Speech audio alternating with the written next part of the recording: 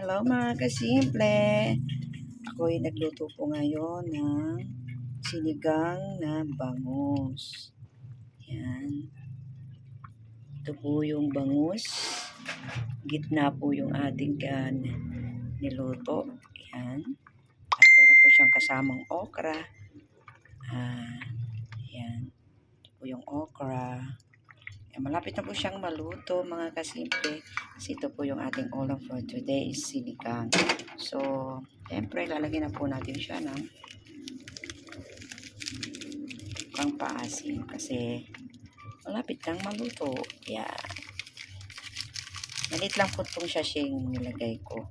Para hindi naman masyado po siyang maasim. Tamang timpla lang po mga kasimple ang ating sinigang. Kunti lang po itong niluto ko kasi dadalawa na po kami dito sa loob ng bahay. Ayan po.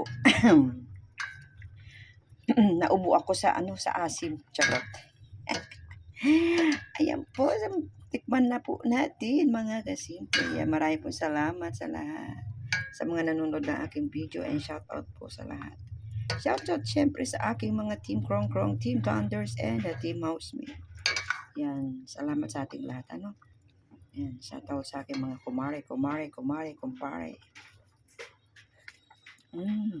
Ang charap-charap na, mga kasimple yan.